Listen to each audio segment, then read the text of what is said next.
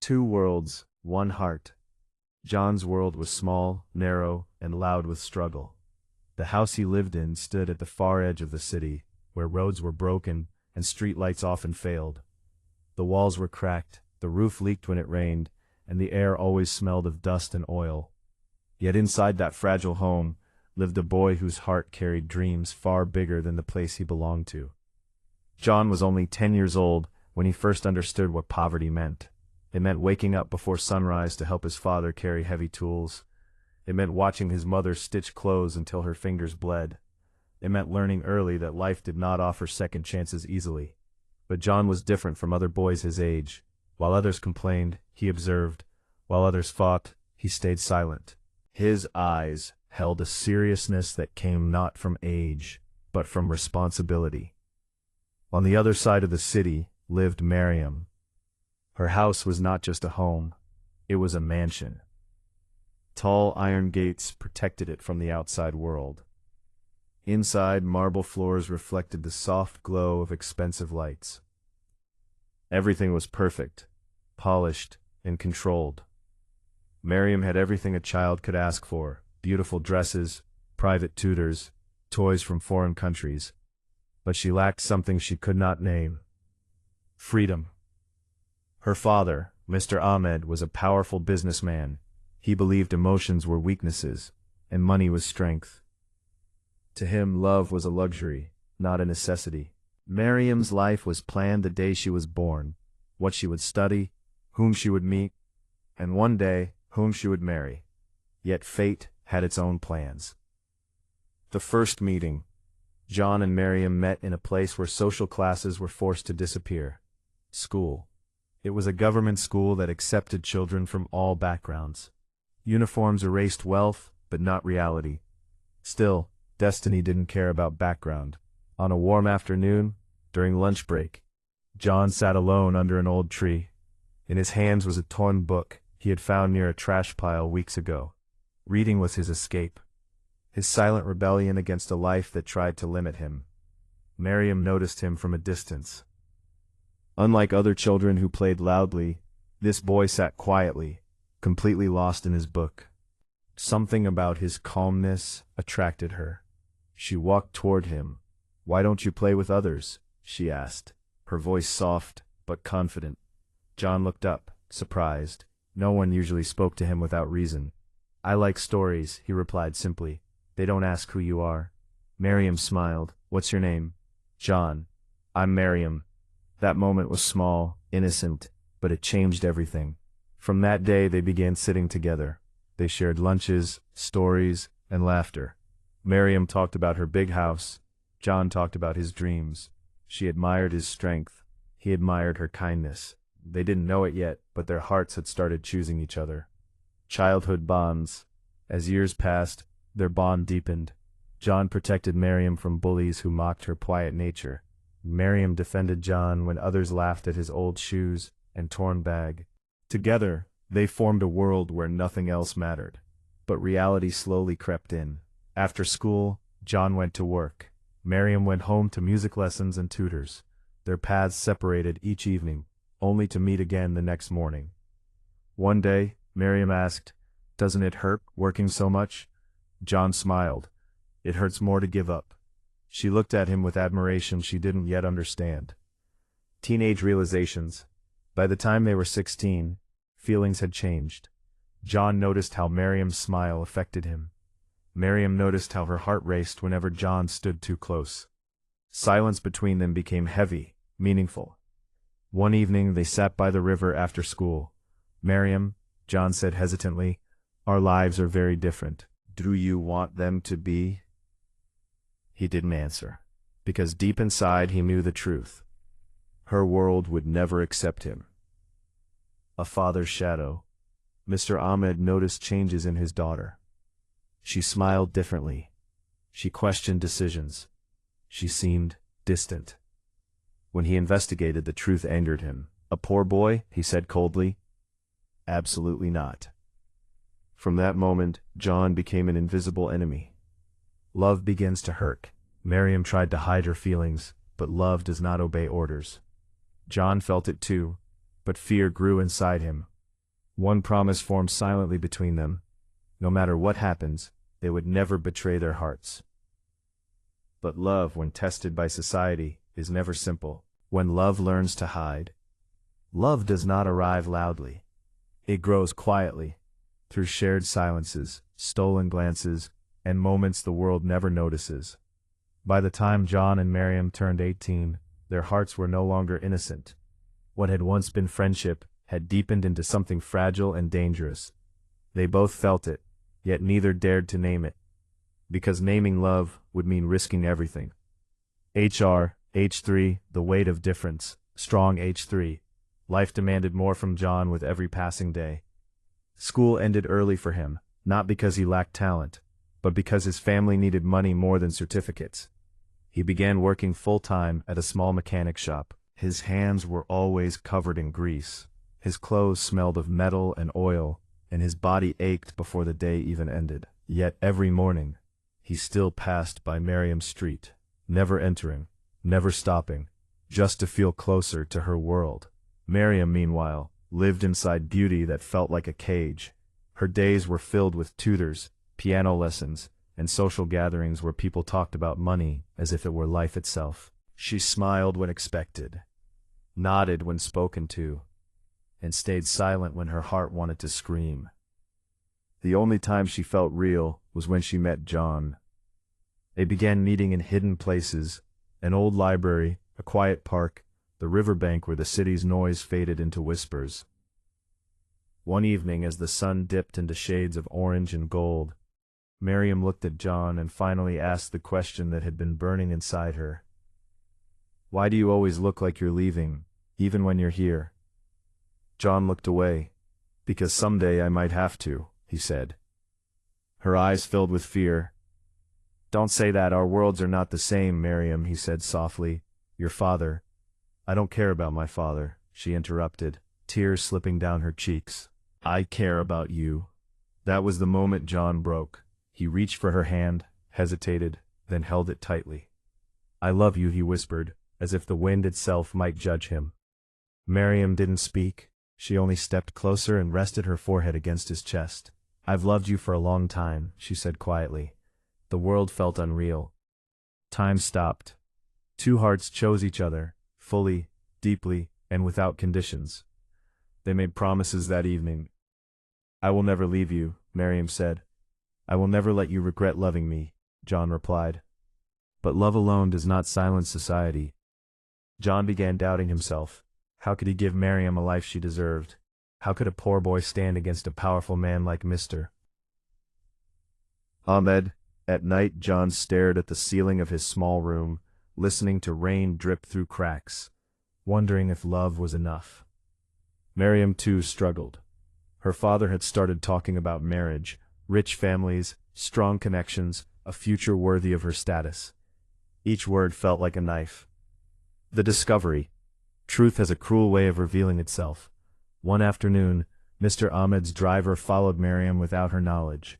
What he saw changed everything. That evening, Mariam was summoned to the living room. Her father stood there silent, holding her phone. "Who is John?" he asked calmly, but his eyes burned with anger. Mariam froze. "You followed me?" she whispered. "Answer me." "He's the person I love," she said, gathering courage. The slap echoed through the room. "Love?" Mr. Ahmed shouted. "You will forget that word. That boy is nothing." "He is everything to me," Mariam cried. From that night, her life changed.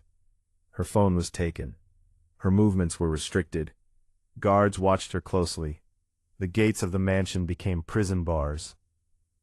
John waited for her the next day, and the next, and the next. She never came.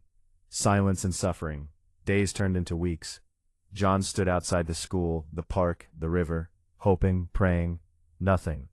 He tried sending messages through friends, letters, even standing outside her house from a distance. He was warned. "Stay away," a guard told him, "or face consequences." John walked away, but his heart stayed behind. Mariam suffered silently.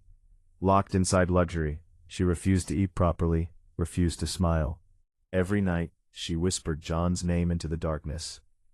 If loving you is a sin, she cried, then why does it feel like truth? Her mother noticed her pain. You cannot fight your father, she said gently. I can't fight my heart either, Mariam replied. John made a decision. If he could not reach Mariam, he would become worthy of her, not in money alone, but in strength. He worked longer hours, he studied at night, he saved every coin, he trained his body and his mind. I will not beg for love, he told himself. I will earn respect. But loneliness is cruel. Some nights he felt like giving up. Some mornings he woke up empty. Still, he waited, because real love does not disappear, it endures. One night, Mariam managed to send a message through her cousin. I am alive. Don't give up. John held that message like a prayer, and in that fragile hope, both hearts survived. But destiny was preparing a storm, one that would test love beyond imagination. Love on trial. Time does not heal everything. Sometimes it only teaches pain how to sit quietly inside the heart. Months passed after John and Mariam were separated, but the distance between them felt heavier than years. Their lives moved forward on the surface, yet inside, everything remained frozen on the day they were torn apart. Mariam's silent battle. Inside the mansion, Mariam's life had become a carefully controlled routine. She woke up when told, she ate what was placed before her, she spoke only when necessary. But her eyes, once full of life, now carried a sadness that no luxury could hide. Her father had begun what he believed was the right thing. Marriage proposals arrived one after another. Rich families, powerful names, men with businesses, properties, and pride. Mariam rejected them all. I'm not ready, she said calmly each time. Ahmed's patience slowly turned into anger. You are not refusing men, he warned one night. You are refusing your future. My future is my choice, Mariam replied quietly. The room went silent. You don't get to choose, he said coldly. I do. That night Mariam cried until dawn, not out of fear but out of exhaustion. John's days were filled with noise, engines, metal, shouting customers, but his nights were painfully silent. He worked relentlessly, often collapsing into sleep from sheer exhaustion. The mechanic shop owner noticed his dedication and slowly trusted him with bigger responsibilities. You have fire in you, the man once said, but it's burning you from inside. John only smiled. If pain had a face, it looked like hope that refused to die. Some evenings John sat by the river alone, the place where Mariam once laughed freely. He spoke to the water as if it could carry his words to her. I'm trying, he whispered. Just wait for me. Pressure builds. One afternoon, Mariam's mother entered her room quietly and sat beside her. Your father has finalized a proposal, she said softly. Mariam's heart skipped. With whom? The Malik family. The wedding date will be announced soon. Mariam stood up, shaking. I will not marry him. Her mother's eyes filled with tears. Then talk to your father. I've tried. Try again, she begged, before he breaks you, or himself. That night, Mariam gathered all her courage and faced her father. I love someone else, she said firmly. Mr. Ahmed laughed bitterly. Love is for people who have nothing else to offer. He has everything that matters, Mariam replied. Honesty, loyalty, a heart. A poor boy's heart will not protect you, her father snapped. This marriage will. If you force me, Mariam said, voice trembling, you will lose me forever. For the first time, doubt flickered in Mr. Ahmed's eyes, but pride quickly replaced it. You are my daughter, he said. You will obey. Breaking point. Days later, Mariam collapsed during a family gathering. Doctors said it was exhaustion, stress, and emotional trauma. John heard the news from a neighbor who worked in the mansion. He froze. That night, John stood outside the iron gates, rain pouring down, staring at the house that held the woman he loved. He didn't shout. He didn't beg. He simply stood there, soaked, broken, and helpless. Guards chased him away. But something inside him broke that night. A choice of sacrifice. John made the hardest decision of his life. If his presence only caused Mariam pain, then distance might protect her, at least for now. He wrote a letter and sent it to her cousin. If letting you go keeps you safe, I will do it. But know this, I never stopped loving you, and I never will. Mariam read the letter. She screamed into her pillow. Love was being tested not by lack of feeling, but by too much pain. Fate turns dark. As pressure increased around Mariam's marriage, fate prepared an unexpected turn. Mr. Ahmed had been ignoring his health for years, long meetings, stress, late nights. One evening after a heated argument at work, he felt a sharp pain in his chest. He collapsed on the roadside. People gathered, cars passed. No one recognized him. At that same moment, destiny crossed paths again. John was returning from work. And he saw him. The moment that changed everything. John recognized Mr. Ahmed instantly. For a brief second, pain flashed through his heart. The man who had destroyed his love. But hesitation lasted only a second. John rushed forward, lifted him with trembling arms, and called for help. He stopped a car, placed Mr. Ahmed in the car, Ahmed inside, and rushed him to the nearest hospital. Doctors said it was a major heart attack. John stayed. He signed papers, he arranged blood, he waited all night. When Mariam arrived at the hospital and saw John sitting outside the ICU, her knees weakened. "You're here," she whispered. "I couldn't leave him," John said simply. Her eyes filled with tears. Inside the ICU, Mr. Ahmed opened his eyes and saw the man he once called nothing. A heart begins to change. "Why are you here?" Mr. Ahmed asked weakly. John stood respectfully. "Because you are Mariam's father." Silence filled the room. That night, for the first time in his life, Mr. Ahmed questioned everything he believed. Wealth, pride, control, and the quiet strength of a poor boy who asked for nothing. The heart that finally understood. Sometimes a heart must almost stop beating to understand what truly keeps it alive. The hospital room was filled with the steady sound of machines and the heavy silence of realization. Mr. Ahmed lay on the bed, pale and fragile, a man who once controlled everything, now unable to even lift his hand without help. And standing quietly near the door was John. Not as an enemy, not as a beggar, but as a man who had saved his life. A father's awakening. Mr. Ahmed watched John carefully over the next few days. John never complained. He never demanded respect. He came early in the morning and left late at night. He arranged medicines, spoke to doctors with patience, and helped Mariam's mother without being asked. Most importantly, he never tried to meet Mariam alone. That behavior confused Mr. Ahmed. Ahmed spoke. "You had every reason to leave me on that road," he said weakly. "Why didn't you?" John lowered his eyes. "Because hate doesn't suit love, sir." The words struck harder than any argument. Mr. Ahmed turned his face away, tears filling his eyes. Mariam's pain and hope. Mariam stood between fear and hope. Seeing John every day brought both comfort and pain. They spoke little, only through silent looks that carried years of emotion.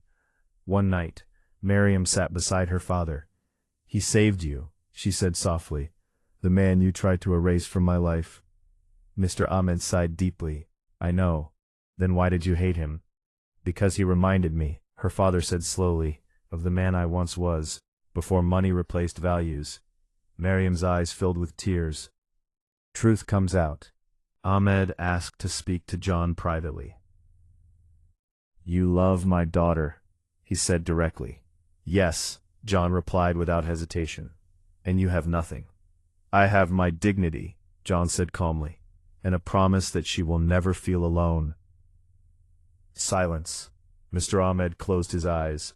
"I spent my life believing money could protect my child. But when death touched my chest," he whispered, "it was your hands that held me, not my wealth." His voice broke.